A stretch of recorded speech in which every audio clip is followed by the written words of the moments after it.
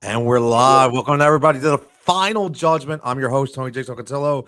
This is brought to you by Win Daily Sports, by Heat Ratio Sports, and sponsored by the Sharp app. Tonight, I have a wonderful guest back again. Talked to Renee a few years ago. She was covering the Wizards, still has the Wizards mentality. And it was so funny because we were talking about certain players that are no longer there. One player may be on the move. We're going to get into a lot of stuff tonight. But Renee Washington, listen, thank you so much for joining me. I'm going to put on the bottom of the screen all your accolades. ESPN, Fox Sports reporter, CEO, author, speaker. Renee, what do you not do? I don't even know at this point. I'm like trying to think. Yeah, it's incredible. And honestly, even as you were talking about the fact that I was on your show a few years ago, I still remember that in the midst of the pandemic when we recorded. And a lot has changed since then for both of us and in a great Yes. way.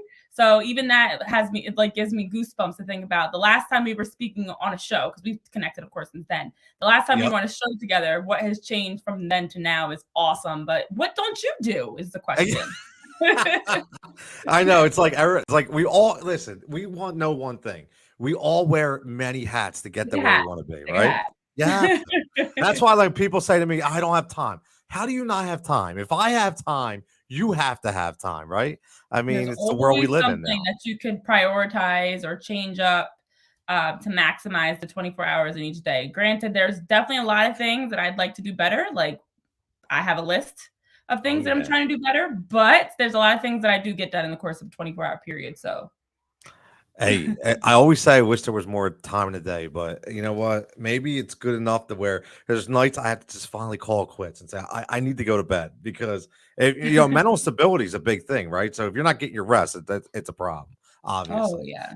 Oh yeah. But We we can chat talked about that about for a and whole show in itself. oh yeah, oh absolutely, absolutely. And I want to follow Renee, obviously at Renee PWASH, and then her link tree is right there. She has a ton of links on there. Make sure you get on there, find all her great, fantastic content. She does it all, even union stuff, which is pretty cool for all you Philadelphia fans, as always. But you mentioned that we connected. We connected on Locked On Wizards podcast, and we kind of. I was on yours, you were on mine. We talked about Sixers on one, Wizards on the other.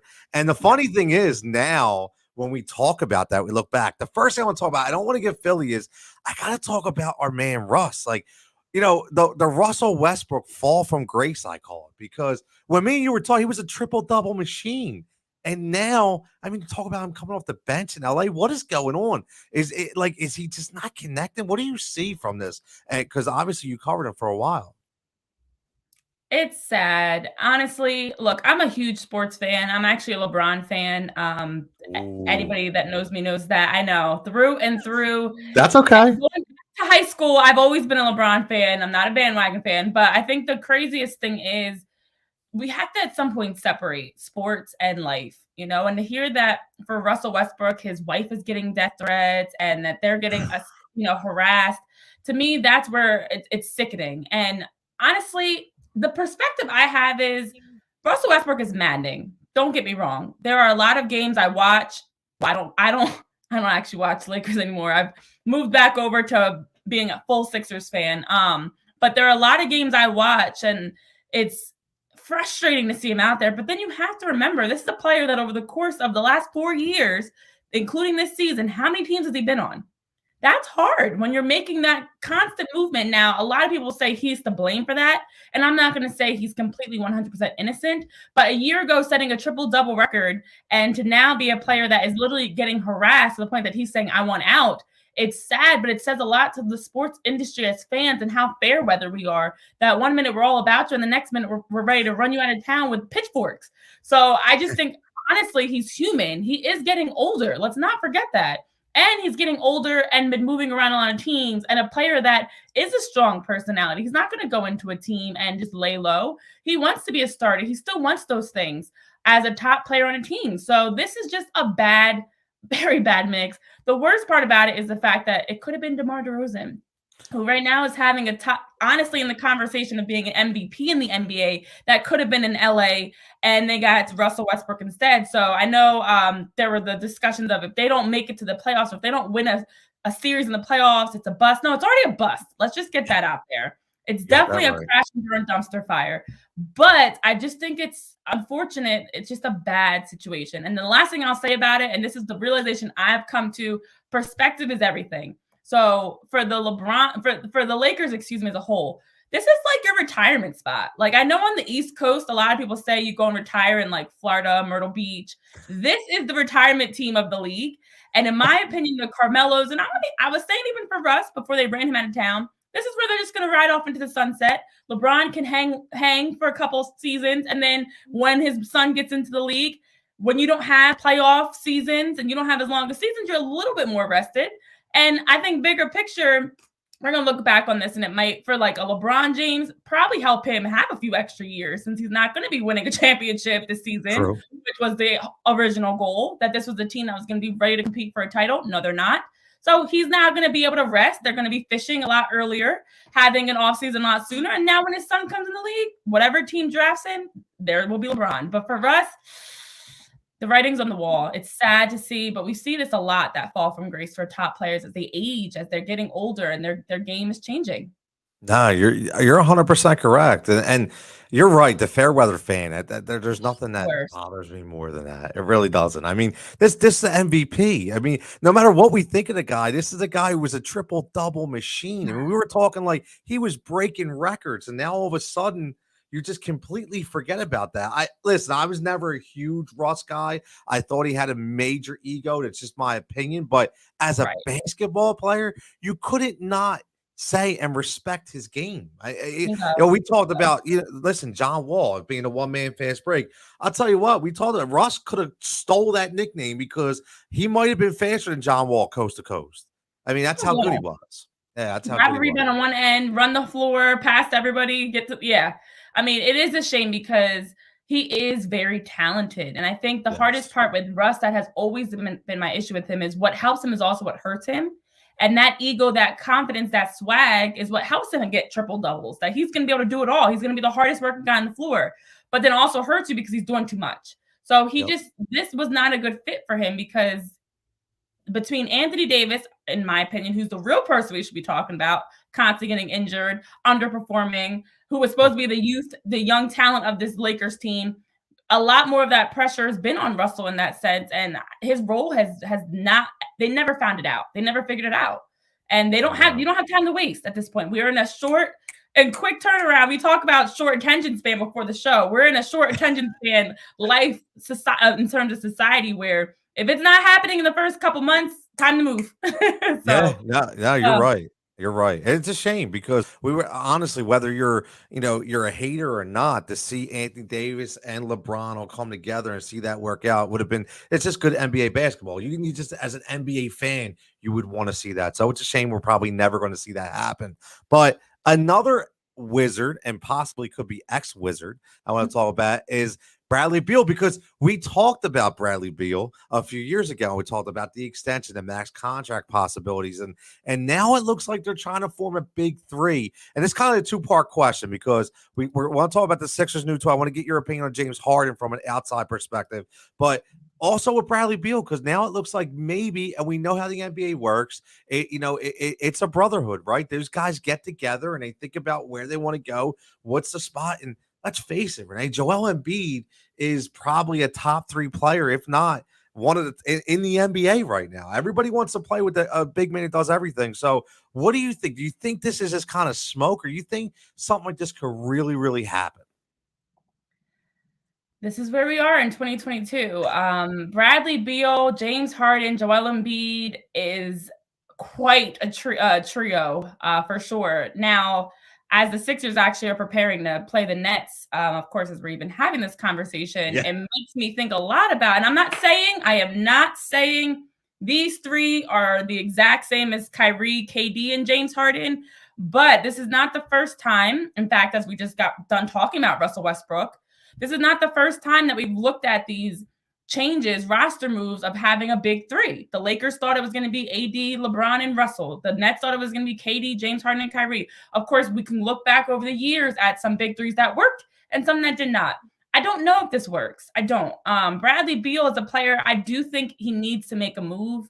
I think that he's just, and we talked about this before, his time in DC, it's wasted. He's so talented. He's a player that is an all-star caliber player that should be doing more, should be playing in the postseason year after year. 100%. And he's just getting injured.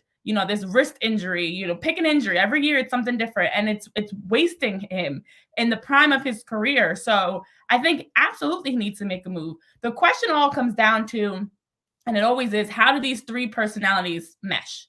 If Doc is still going to be, I mean, I'm assuming he is. I haven't heard any rumors otherwise, but Doc is head coach.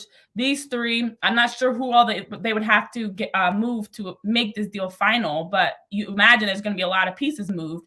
Some of those great players in Philly, like a Tobias Harris, Maxey, Thibault, the players that are complementary pieces now get moved. How is this really going to work out long term? So I think on paper it looks awesome. Yeah. I think James Harden has the ability to be a supporting role. And I think that Joel Embiid just wants to win. So I think these are three guys that are kind of in a similar mindset of like, let's just win. Whoever's going to be the guy is fine. Let's just go. But I still don't know. We'd have to see it on the court. But hey, why not at least give it a shot and see what happens? But very interesting. It will. The interesting part is, because obviously I think the biggest for us in Philly, it's like Tobias. We can't wait to run Tobias Harris out of town, right? So it's no secret. He's not a fan favorite. And unfortunately, it's a shame because he didn't ask for that money. He was given that money indirectly because Jimmy Buckets left, and there was only, I can't let Tobias Harris leave either, so we got to pay him, right? So indirectly, he gets hurt by that. But the thing is, if you do get rid of Tobias, just say for the heck of it here, we get rid of Tobias and we bring in Bradley Beal. What is your starting lineup? Because now that's what I start thinking. Where does Bradley Beal play? Wait, no, who's playing the 4? Who's playing the 3? Bradley Beal going to play the 3? He can't play the 3. Right, so if you keep Max, you have Maxey, you have Beal, you have Harden and Embiid. That I don't know if that works. Like, as much as I want Bradley Beal, I don't know if that works. I really don't. I just feel like sometimes there's this mindset, especially now with the way the NBA players are so vocal about where they want to play, of like, just bring all the players in. And that's why all-star games aren't as exciting, because it's too much talent on the floor. You need to have some sort of a hierarchy, and you have players like Shake Milton, you have Maxey, you've got Thibault, you've got, complementary players that now can play off of Joel Embiid and James Harden. This team has the balance. But when you have three guys that are all-star MVP level players that are all on the floor together, it takes a lot of discipline. It takes a lot of just organization of like, what are the rotations going to be? Who is going to play which position? What are the matchups? And so, yes, you can say, oh, we'll just outscore everybody else. But in the length of a season, a lot changes. Look at the Nets are such a great example. You look at the injuries that have happened, COVID, so many different factors that you did not count on when we heard the news. KD to Brooklyn, James Harden to Brooklyn. So in this moment, it's easy to say, oh, this is a championship team. But how many times have we said that?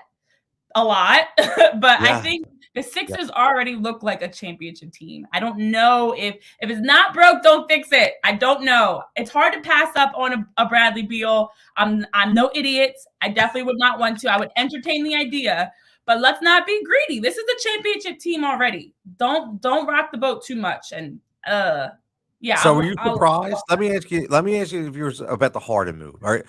So when you hear, okay, Jay, because we all know, listen, as being part of sports media, you hear it. You hear the whispers, and obviously, usually where there's smoke, there's fire. I say that all the time. Something's going on, and you knew the relationship with Daryl Morey. You knew the relationship that with him and Harden. Harden wanted to play with Embiid. He was very vocal about it. Are you surprised that this is kind of worked so seamlessly in just 6 games? Well, I actually had a chance to watch them in person, and I will say this is finally a time that Sixers fans are, everybody, not just some, everybody is coming to watch the Sixers.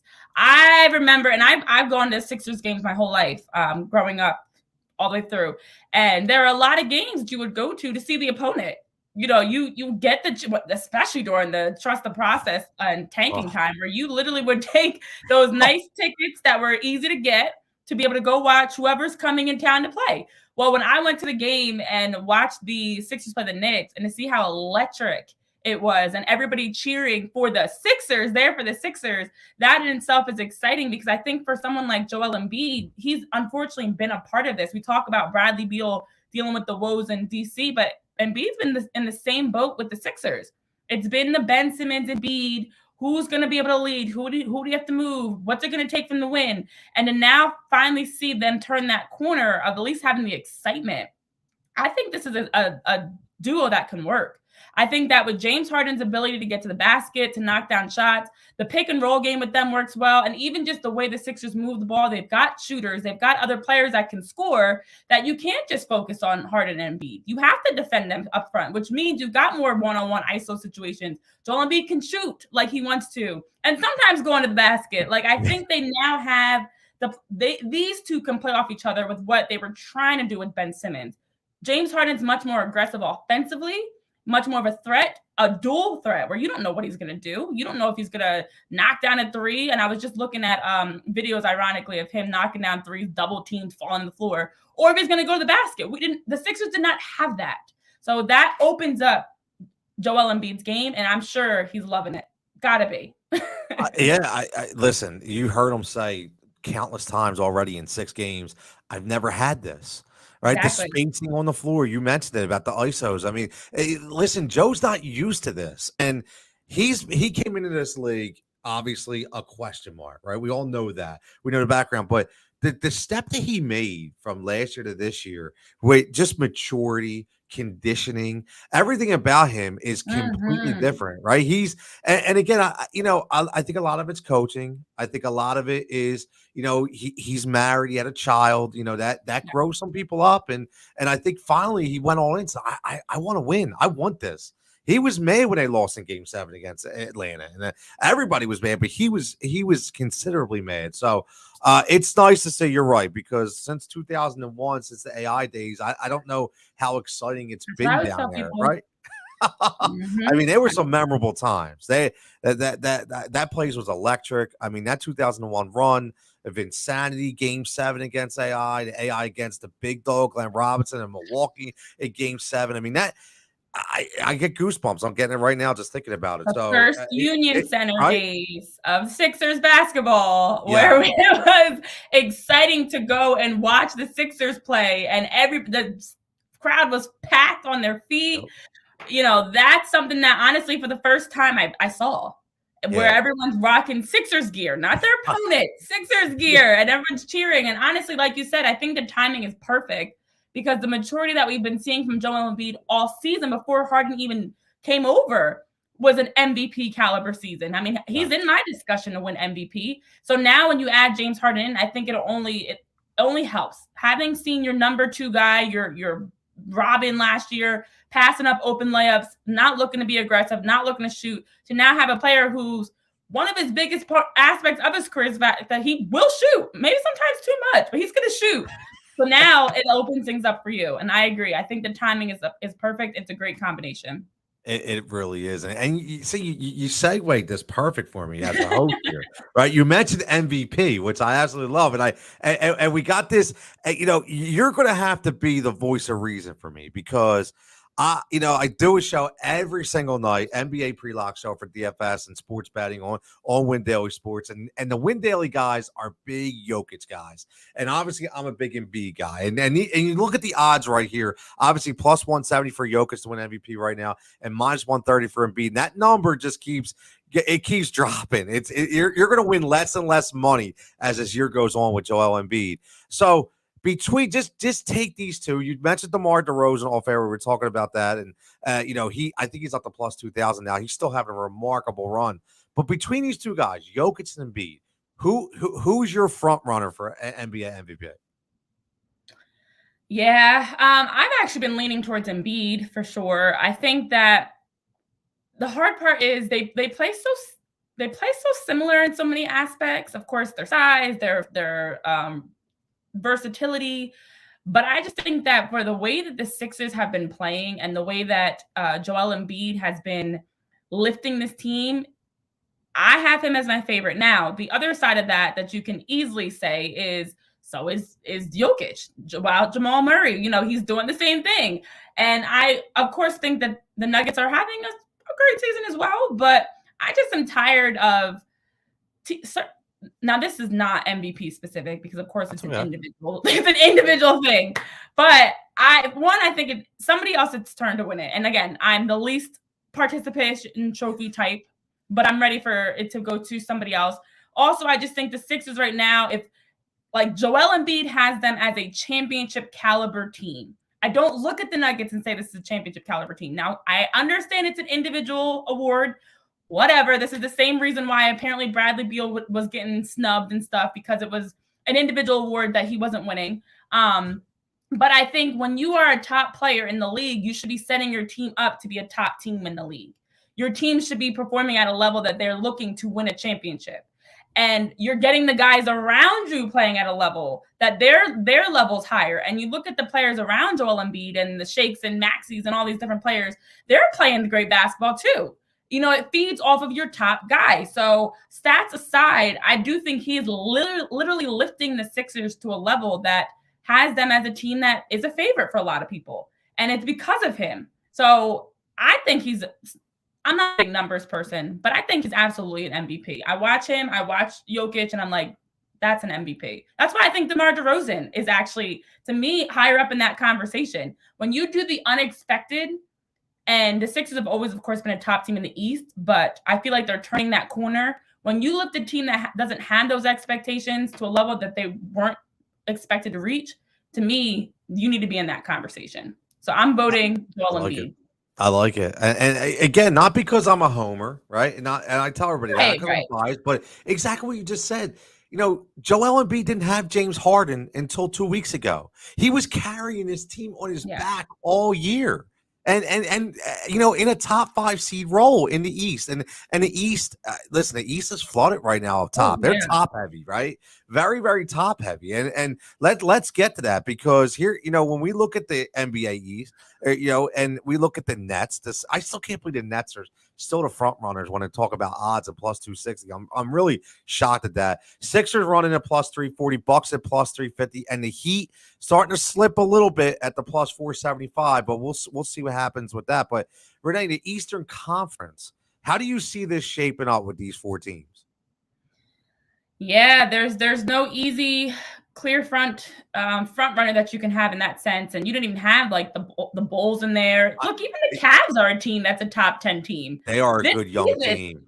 I like the Cavs. This season is like no other. I mean, we've been talking about this more and more each year, where it's like, and last year was the same way, but this year is way more competitive because it's the East and the West. You can't easily say this team's going to win it all. You know, there's a lot that's still at play. We still have to see how, you know, around the pandemic, different rules, especially with players like Kyrie, how that's going to shape up. I think the Nets are an easy front runner for people because of Kevin Durant and Kyrie.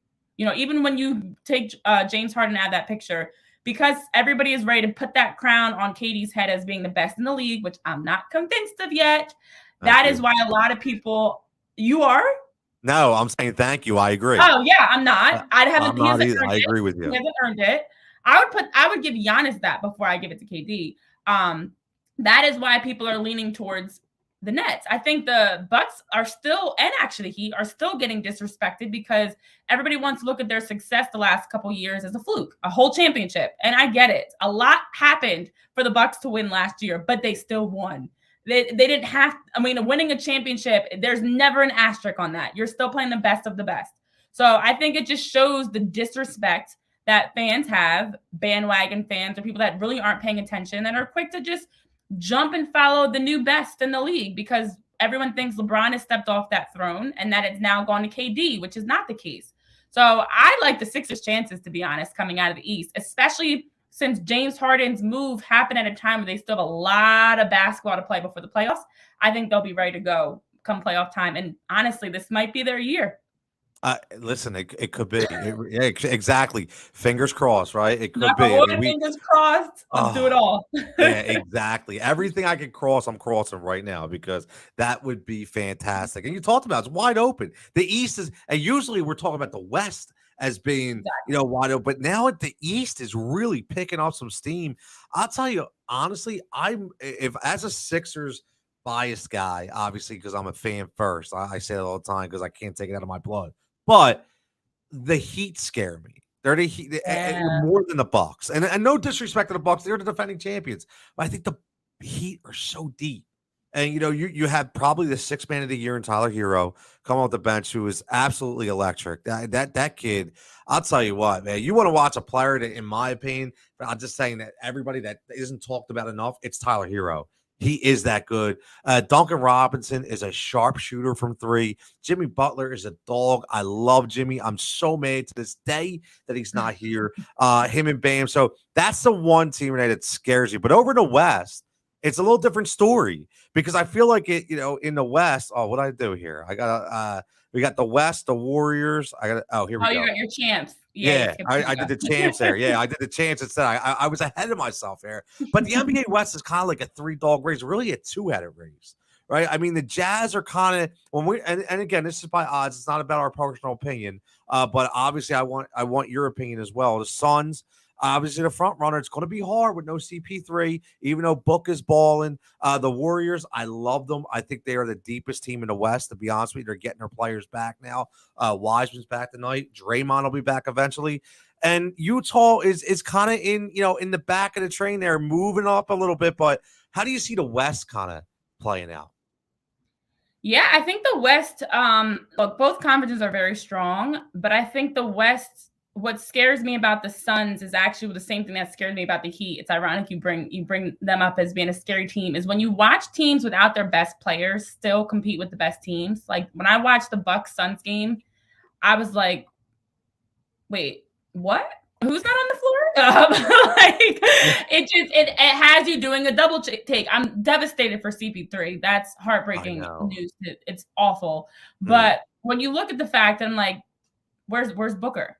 And the Suns literally could have won that game against a team that is a favorite still. I'm giving the Bucks that credit. So, and they're still a top team in the league. So the Heat have that same scary aspect. Like I watched them play without Jimmy Butler and Bam, and I don't even think Kyle Lowry was playing that game. And I'm like, whoa, this is still a really good team. So those teams are scary when it comes playoff time, especially since the Suns have this, much like the Heat, this like underdog mentality still, where they don't care who they're playing against. Cam, Payne, Mikal Bridges, they are just Jay Crowder, they'll get in your face, they'll get physical with you. They don't mind making it a fight and battling. Every game they play is pretty much is always exciting. They're always giving 110%. And so I think the West has a lot of those, like, I won't say up and coming because they've all been there, but they've got a lot of those teams that just want to win. Like that's what frustrates me actually about the Lakers, to get on a quick rant, because it just, to me, they kind of came out, especially as older players, kind of like expecting.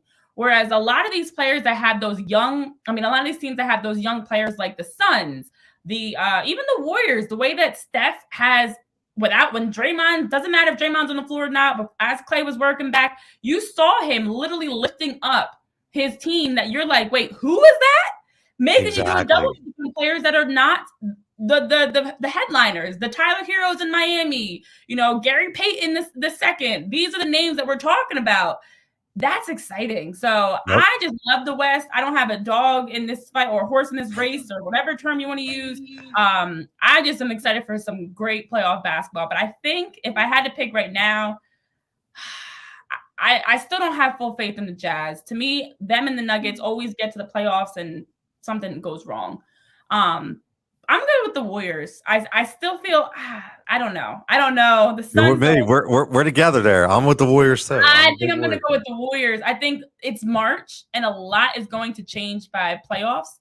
And I just feel like with that devastating news of CP3, that's really gonna, in the playoffs especially, I might come back to hurt the Suns. So I'm leaning towards the Warriors. Such a shame with CP3. If he was playing, I'm on Phoenix, to be honest. Yep. But listen, CP3, the injury hurts them, but like you said, they got a lot of dogs on that team. I love Monty Williams, fantastic coach. Obviously, Philly guy was here, right? So he is a master of adjustments, in my opinion. So really, really good coach, especially when it comes to playoffs. Everybody know this is Renee Washington, ESPN, Fox Sports reporter, CEO, author, speaker. Everything. Follow right there at Renee PWASH and her Linktree account with all her fantastic content. Now, I'm going to put you on the spot here. We did all the analysis, and now we got the NBA champ. So this, I know it's early, got about 18 games of regular season left, but right now, who is Renee Washington's NBA champion?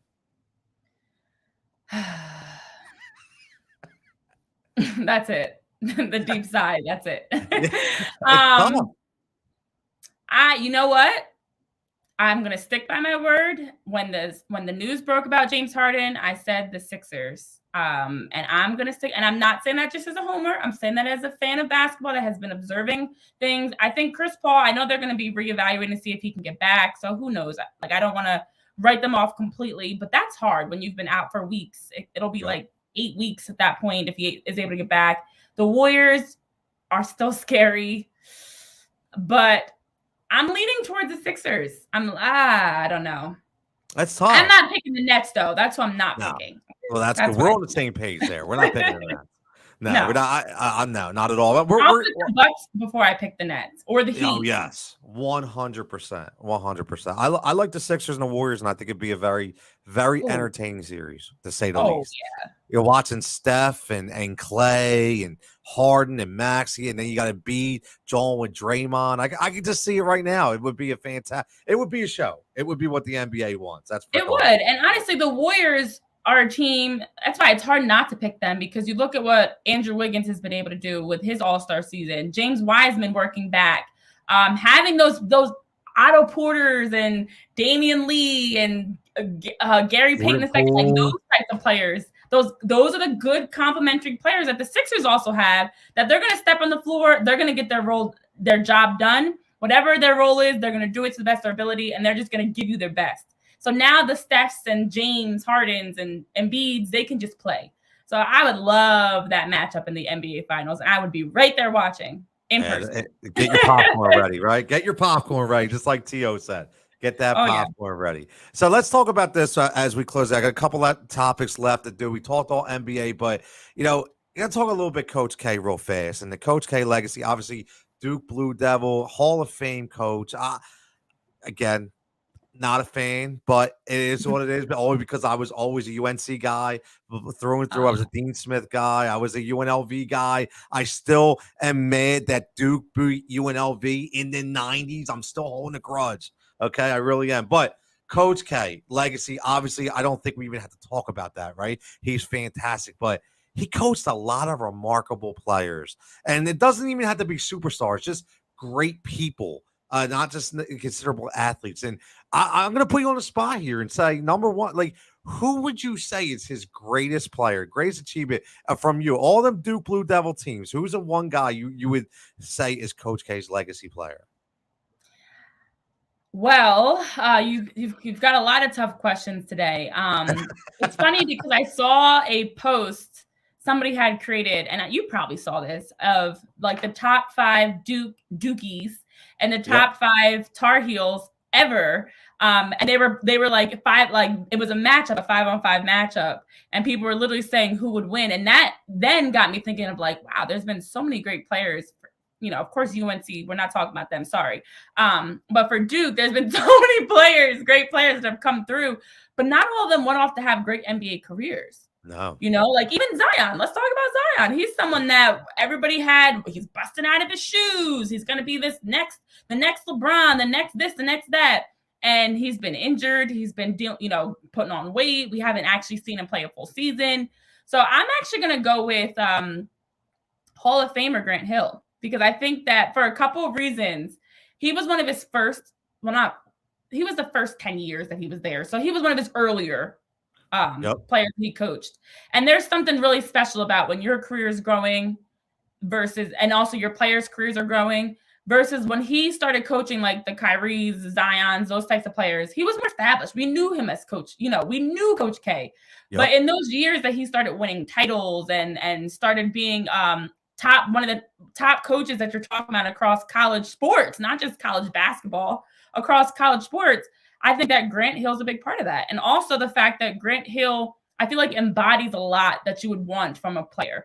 Like, yes, he's not perfect. Nobody is, but you don't really hear too many crazy things about him. He's got a beautiful wife who's extremely talented and can sing Tamia. He's got all these great like legacies that he's had in the NBA. His career in the NBA, of course, could have gone better if he didn't have injuries and things. Everybody's could have. But I just think he fully embodies like that's a proud former player there. So I would say him because from start to finish, I think he really did. He's someone when you think of Duke, you think of Grant Hill. I'm 100% with you. That's exactly who I would pick. Oh, okay. Yeah, I'm big Grant Hill guy. Like you said, it's a shame. He had the ankle issues. He could have been even that much better. But man, that's the thing. I think it's fun. I have two boys, 115, 117. And we'll talk sports, and I'm like, you guys have no idea. Go back and watch some. You don't know how good these players were.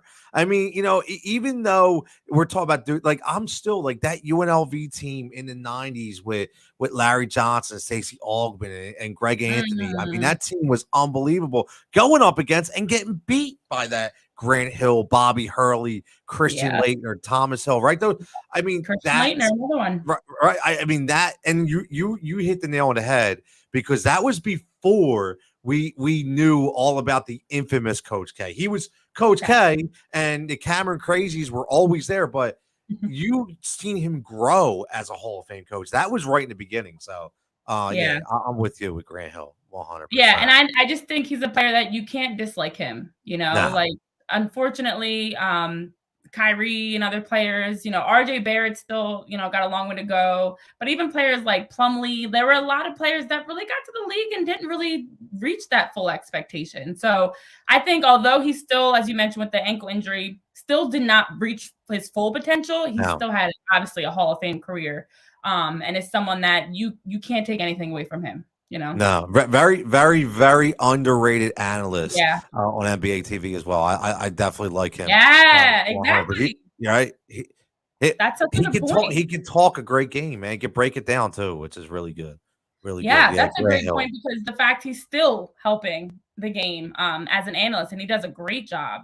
Yeah. Yeah, he really does. He really, really does. So let's close this out here because this is a really passionate topic, obviously for myself and obviously for you as well.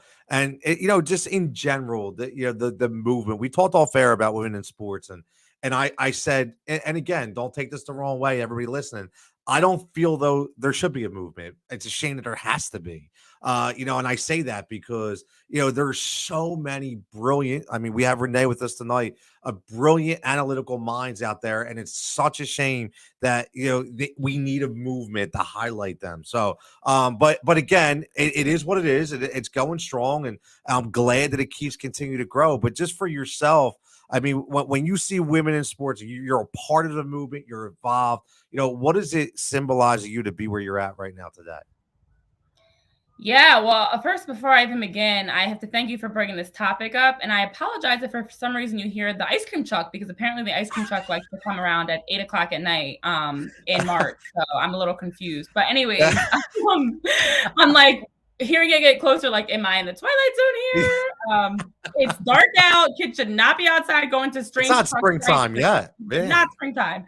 But no, I think you hit it right on the head, and it's something that out of context people would take the wrong way, but it's absolutely correct. We shouldn't need a movement. We shouldn't need a movement for equality. We shouldn't need a movement for diversity. We shouldn't need a movement for women to be accepted into sports. It should be the norm.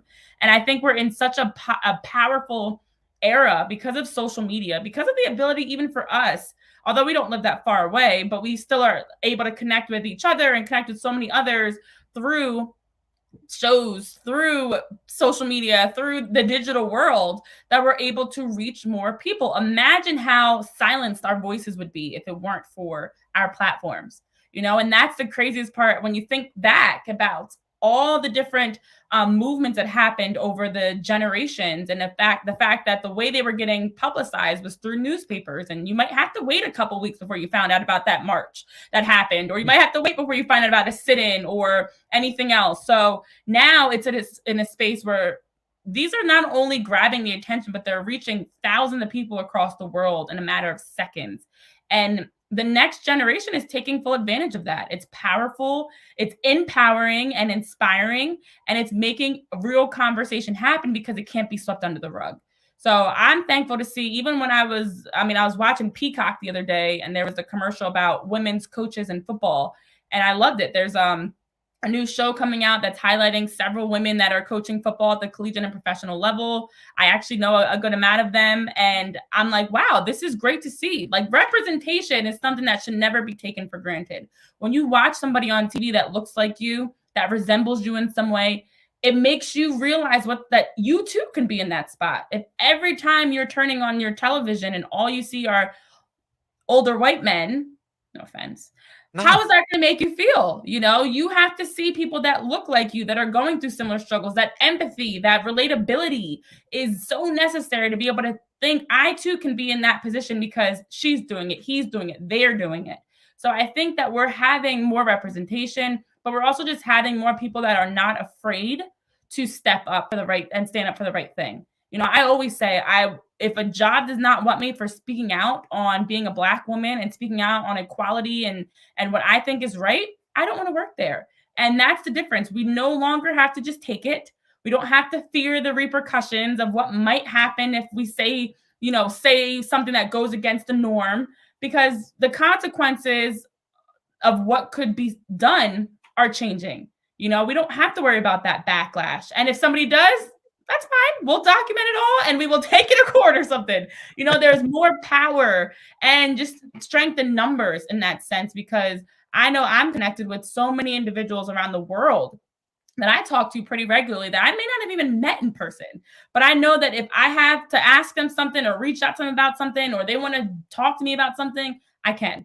So we are so much more connected. And that's the biggest difference, is when you start to have real conversation like we're doing, you can now start to peel back those layers. But if we're all hiding in our separate parts of the world and our individual respective corners, just passing judgment, making assumptions, not really knowing what's going on, living in our own bubbles, there's no way we're ever going to have these real conversations. So I hope they continue, to be honest. Listen, it was perfectly said. I mean, you mentioned a few things. Obviously, a voice, right? A voice is something we all have that it should never be taken for granted. It should be never taken away from us. So that's one thing I tell everybody, whether I mentor my kids, that use your voice. Don't keep it in, Mhm. man. Like you just said, if somebody doesn't want me for me, who I am, what I look like, what I feel, then I'm going somewhere else. It just, Yeah. it is what it is. I mean, that's what we should do. And you also mentioned everybody right now on social media. It's such a huge platform that it doesn't. A lot of people say, and that's why I say my parents are older, and I'll say, oh, I don't get on social media. It's all all the, and I'm like, you don't understand. It can be used as a tool if it's used the right Exactly. way. And I think more and more what you see, like Twitter Spaces, which are fantastic, they're being used Mhm. more of a platform for support and to speak out. And I think that's one of the biggest things that I feel great about my kids and everybody growing up, that you're able to use it the right way to hear your voice and your opinion. Because like you said, newspapers, look at what we're doing right now. We were never been able to do this 10 years ago. No. Never. Now and I it's funny. I'll see if you agree. We'll end on this. I'll see if you agree with this. And a lot of people are like, there's just so many people just grab the microphone. They just want to talk. And it's not a bad thing. Like, it's No. really not. It's a great. I love to hear different people's opinions. I may not always agree, but it's always nice to see what they feel and what they think, because always remember, you don't always know, number one, what that person's going through, number two, what they've been through, and number three, what they're Mhm. thinking. You said perfect word, mate. You said assumptions, and I think that's the biggest mistake a lot of people make. Oh yeah. Oh yeah. And you know what? It's great that we're having this topic to close out, because I was just having a conversation actually with my sister. She has two young kids. She just had her second child, who's a month old, and we were talking about the exact same thing about the difference in parenting now versus when my parents were raising us. And the fact that now you see more parents that are taking time for themselves and making time for self care. And we were saying how a big reason behind that is because how many times do you go on social media and you see a mom, and it might be a funny reel or a funny video or just a meme or a post saying like, oh, I had to hide the kids and have some private time in the bathroom with a glass of wine just to hide from them, like telling these real stories that you Yes. now understand as a parent. This is the example that we were talking about. This, everyone's going through this, and as you were just saying, like, you now know I'm not the only one. So instead of making assumptions and feeling that woe is me, I'm the only one that's feeling this way, you can easily go on any social media platform and find others that are dealing with similar things. And that alone is so empowering to know you're human, what you're feeling is normal, and you're not the only one dealing with this. So it does allow more people to have access to those stories, which is a blessing and a curse, of course, if not done properly. Because there are definitely a lot of downsides for social media. I'm not the biggest fan and a huge fan of it, but I think the upside is to be able to have that empathy, to be able to have, again, that representation. When you see the viral mom influencers or the entrepreneur or the growing sports personality, a lot of people agree. I agree with you, say, oh, anybody now can have a show. Anybody can talk sports. No, not anybody can. It takes a lot of courage to do like we're doing, to sit down and know that people Yes, are it watching does. what they're watching, how long they're watching, what they're saying, what they're thinking. They might be like, oh, this girl's crazy. I don't ever want to watch her. This guy has all these jerseys in the back. I don't see LeBron, so I'm not going to watch him. You have no idea what they are saying or thinking, and you're putting yourself out there and being vulnerable. And not knowing what that response is going to be is tough. So it's not easy to get up in front of others and say your truth, whatever that may be. Even having sports talk is your truth. So it does even give people that confidence to know that you can speak up, and others may or may not disagree with you, but that's okay. At least you're telling and being honest about what you feel, what you think, your opinion, and sharing a little bit about who you are. Listen, that's perfectly stated. I love it. Even minus the LeBron part, but we'll get into that. Well, That's a the first topic for example, I another was looking day. at your jerseys, like, who's back there? Hey, I listen, see that AI, I see they're MJ. for me, they're my three top guards right there. Sorry, LeBron. LeBron number 4. I'm sorry, you got to go number 4 when it comes to me. But nah, listen. Again, you can follow Renee right at the bottom, right there at Renee PWASH. There's her links right there, Renee. I really, really appreciate you. Number one, opening up, being so free and soft spoken, obviously giving us your great analytics and hooking up with me once again. It's been a couple years, and I can't wait till we can do it again. Yeah, I'm excited to see how our predictions pan out too, because we did this Yeah. last time. We had predictions. I don't think we were correct. I don't remember, but I feel like this time we're going to be right. So, Sixers like that. Warriors, book it in the finals. Let's go. Yeah, Sixers Warriors, you got it. So right now, for Tony, for Renee, this is the Final Judgment, and we will catch you next time.